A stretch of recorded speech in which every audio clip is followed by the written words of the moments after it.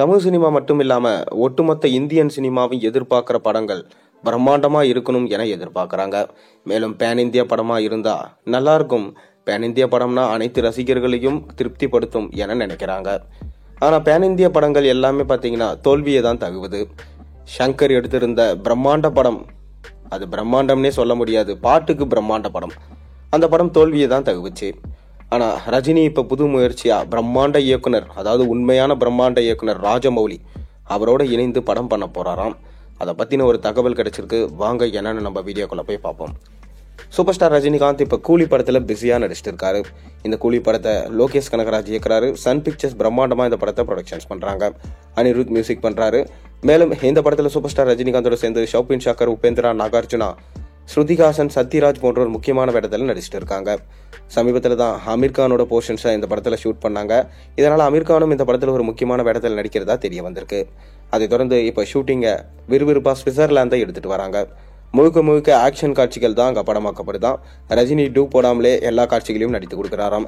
இதை பார்த்து அனைவரும் ஆச்சரியப்படுறாங்களாம். அதை தொடர்ந்து சூப்பர் ஸ்டார் ரஜினிகாந்தோட அடுத்த படம் ஜெயிலர் 2 என அனௌன்ஸ்மெண்ட்டும் வந்துருச்சு.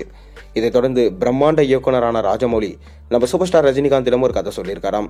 இதுவும் பார்த்தீங்கன்னா ஒரு பிரம்மாண்ட கதை தான்.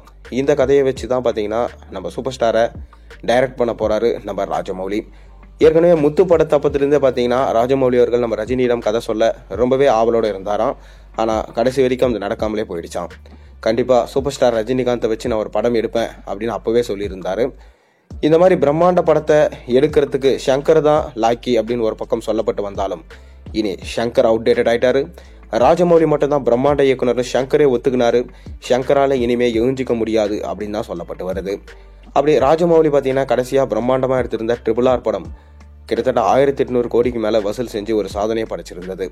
அதை தொடர்ந்து இப்ப மகேஷ் பாபுவை வச்சு ஒரு பிரம்மாண்ட படத்தை எடுத்துட்டு வராரு. இந்த படம் 3 வருஷம் எடுக்கப்படும் என சொல்லப்படுது. அதை தொடர்ந்து தான் நம்ம ரஜினியோட இணைய போறாராம். இந்த படமும் பார்த்தீங்கன்னா சரித்திர பின்னணியில எடுக்க போற படம் என்று சொல்லப்படுது. அநேகமா மகாபாரதமா இருக்க அதிக வாய்ப்பு இருக்கிறதா சொல்லப்படுது.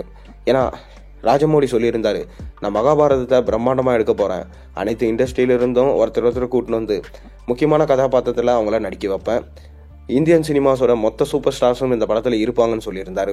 ஒருவேளை மகாபாரதத்தை தான் சூப்பர் ஸ்டார் வச்சு எடுக்க போறதா சொல்றாரா என்னன்னு தெரியல. அப்படி மகாபாரதத்தை நம்ம ராஜமௌலி எடுத்தாருன்னா ரஜினிக்கு என்ன கேரக்டர் கொடுப்பாரு பொறுத்திருந்து பார்ப்போம். நீங்க என்ன நினைக்கிறீங்க? உங்க கருத்துக்களை மறக்காம கீழே கமெண்ட்ல சொல்லுங்க. மேலும் சேனல்ல போடுற ஒரு வீடியோஸ் பிடிச்சிருந்தா மறக்காம சேனலுக்கு சப்ஸ்கிரைப் பண்ண, லைக் பண்ணுங்க, பெல் ஐகானை பிரஸ் பண்ணுங்க.